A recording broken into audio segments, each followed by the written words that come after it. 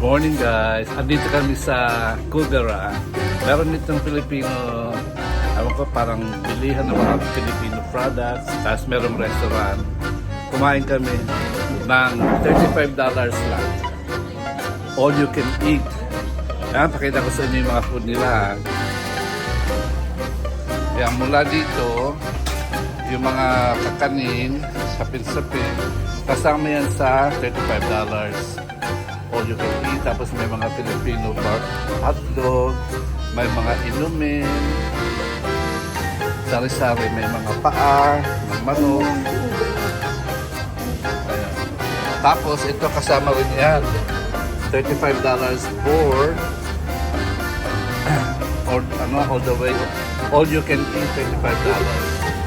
Ang pangalan ng restaurant dito ay Panlasang Pinoy. Tingnan nyo guys, so, Panlasang Pinoy, $35, all you can eat. Marami nang kumakain dito, tapos may mga Philippine product. Tapos yung may-ari, sikat na sikat siya, in-interview sa Channel 7. Kasi ito daw ang pinakamasarap na pagkain. In-interview siya sa TV ng Channel 7. Dahil ito daw ang first time nga lang ako nagpunta. Ayan, may mga tao. Hello, kamusta? Sa YouTube po ito ha. Ayan. Na-interview yung may-ari ng ano kasi masarap siya magluto. Ha? Sama si Kuya. Saan? Kayo ba yung may-ari? Ay, kayo ba yung may-ari nito? Ay, ito. Ayan sila. Pero ito yung kayo yung na-interview. Ay, okay na. Sa Channel 7. Alam mo. Ito sa YouTube po ito. Kasi yung ballpen ko. Kaya anong gagawin natin? Hindi po, sinasabi ko lang na na-interview kayo dahil sikat kayo sa restaurant. Channel 7. Lagi ako sa vlogger ako. Ako rin na. Nagbablogger ka? Oo. Sige. Vlogger pa ako.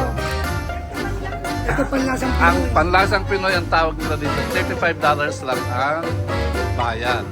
All you can eat. Pabalik-balik na kami. Nabusog na nga ako. Pakita ko sa inyo kung saan yung lugar ng Panlasang Pinoy. Dito lang sila sa Kugara. Ayan yung sign nila, Panlasang Pinoy, Australia.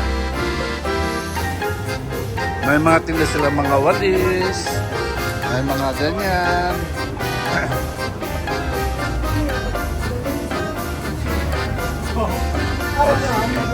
Pwede pa kayo magpadala ng pera dito, via Ria.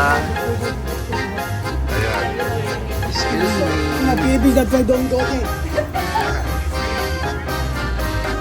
Ayan na po.